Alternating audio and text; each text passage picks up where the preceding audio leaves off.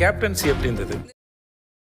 அன்பான ஆள்னா இந்த கோவலம் எங்கேருந்து சார் வந்தது? கேப்டன் ஒருத்தர் இருந்து.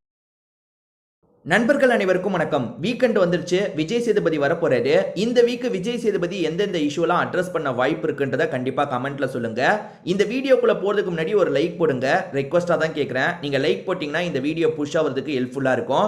ஸோ தயவு செஞ்சு பார்த்துட்டு இருக்கவங்க ஒரு லைக்கை போட்டு கண்டினியூ பண்ணுங்க. இன்னும் நம்ம சேனலை சப்ஸ்கிரைப் பண்ணலனா சப்ஸ்கிரைப் பண்ணி வச்சுக்கோங்க. ஆக்சுவலா போன வீக்கெண்ட் முடிஞ்ச மறுநாள் வந்து கானா வினோத், கமருதீன், எஃப்ஜே இவங்க 3 பேருமே சேர்ந்த மாதிரி ஒரு விஷயத்தை பேசியிருப்பாங்க. அது என்னன்னா, ஹோஸ்டான விஜய் சேதுபதி பேசவே விட மாட்டாரு. அவர் முடிவு பண்ணிட்டாருன்னா உட்காருன்ற மாதிரி உட்கார வச்சிடுறாரு அப்படின்ற மாதிரிலாம் 3 பேருமே பேசிட்டு இருந்தாங்க. அட்டாக் பண்ற மாதிரி பேசல, ஆனா வந்து அவர் பண்றது தப்பு, அவர் சரியா பண்ணலன்றதை இன்டைரக்டா சொன்னாங்க. அதனால விஜய் சேதுபதி அதை பத்தி பேசுறதுக்கான வாய்ப்பும் இருக்கு. என்ன வியாழன் வெள்ளியில பண்ணியிருந்தாங்கன்னா கண்டிப்பா கேட்டிருப்பாரு. இவங்க பண்ணது ஞாயிற்றுக்கிழமை, அதாவது கரெக்டா விஜய் சேதுபதி முடிச்சுட்டு போன அன்னைக்கு பண்ணாங்க. ஸோ விஜய் சேதுபதி இவ்வளவு நாள் கழிச்சு அதை எடுப்பாரா இல்ல விட்டுருவாரான்றது தெரியல. சரி, நேத்து ஒரு விஷயம் நடந்ததுங்க. சபரிக்கு வந்து 2 பேர் கவுண்டர் கொடுத்தாங்க. அப்படி என்ன கவுண்டர் கொடுத்தாங்கன்றதை பத்தி நம்ம பார்ப்போம். ஆக்சுவலா வந்து பெஸ்ட் பர்ஃபார்மரை வந்து எல்லாருமே வந்து சூஸ் பண்ணாங்க பாத்தீங்களா? அந்த மாதிரி சபரி அந்த இடத்துக்கு வராரு.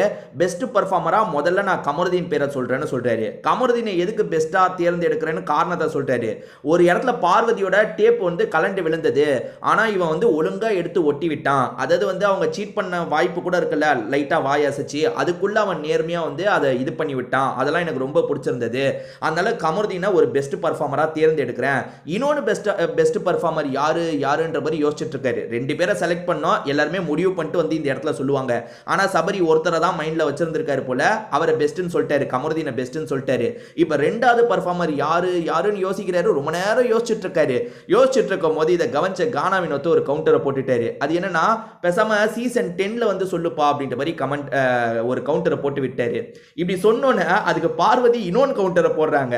ஓஹோ, சீசன் 10ல வேற இவன் வருவானா அப்படின்ற மாதிரி கேட்டுட்டாங்க. சபரியோட முகம் லைட்டா மாறிடுச்சு. அதாவது இவன் இந்த சீசன்லயே எதுவுமே பண்ணல, இல்ல சீசன் 10ல வேற வருவானான்ற மாதிரி ஒரு கேள்வி கேட்டுட்டாங்க. இதை தாண்டி இப்ப ஆடியன்ஸ்மே நிறைய பேர் சபரி என்னதான் பண்ணாரு, எப்படி இருக்காரு அப்படின்ற மாதிரிலாம் கேட்கறாங்க. இதுக்கு குறிப்பா என்ன காரணம் தெரியுமா? வெளியே வந்த வியானா வந்து பேட்டி மாதிரி தந்திருப்பாங்க. அந்த பேட்டியில வந்து சபரி வந்து ஒரு வெங்காய செடி வச்சிருக்காரு, 2 பொம்மை அங்க செட் பண்ணி வச்சிருக்காரு. இதை தாண்டி சபரி என்ன பண்ணாருன்னு யோசிச்சா எனக்கு எதுவுமே மைண்ட்ல வரல. சபரி கேம் இவ்வளவுதான் இருக்கு, அவர் ஏன் உள்ள இருக்காருன்னு எனக்கு தெரியலன்னு சொல்லியிருக்காங்க. அதாவது கேள்வி அப்படி, இவங்கெல்லாம் ஏன் உள்ள இருக்காங்கன்னு உங்களுக்கு தெரியாம இருக்கும்ல, அது யாருன்னு கேட்கும் போது சபரியோட பேரை வியானா சொல்லியிருக்காங்க.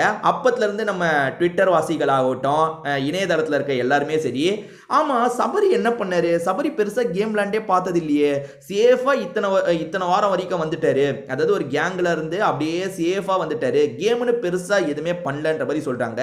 அது உண்மையான்னு கேட்டீங்கன்னா எனக்குமே அப்படி தோணிருக்கு. நிறைய வாட்டி எனக்குமே அப்படி தோணிருக்கு. நீங்க யோசிச்சு பாருங்க. ஹைலைட்டா சில சம்பவம் இருக்கும் பார்த்தீங்களா? இப்போ விக்ரம் எனக்கு பிடிக்காது, அதே மாதிரி வந்து எஃப்ஜேவை பொதுவாக பிடிக்காது. ஏன்னு தெரியல, அவங்க பண்ணுறது எனக்கு நெகட்டிவாக தான் எல்லாமே தெரியுது. அப்படி இருக்கும்போது அப்போ கூட எஃப்ஜே வந்து நிறைய இடத்துல ஹைலைட்டாக தெரிஞ்சிருக்கான். எல்லார்கிட்டையும் உரண்டை இழுத்து பிரச்சனை பண்ணி ஹைலைட்டாக தெரிஞ்சிருக்கான். விக்ரமும் ஹைலைட்டாக நிறைய இடத்துல தெரிஞ்சிருக்காரு. தப்பு சரி அதெல்லாம் தாண்டி ஹைலைட்டாக தெரிஞ்சிருக்காரு.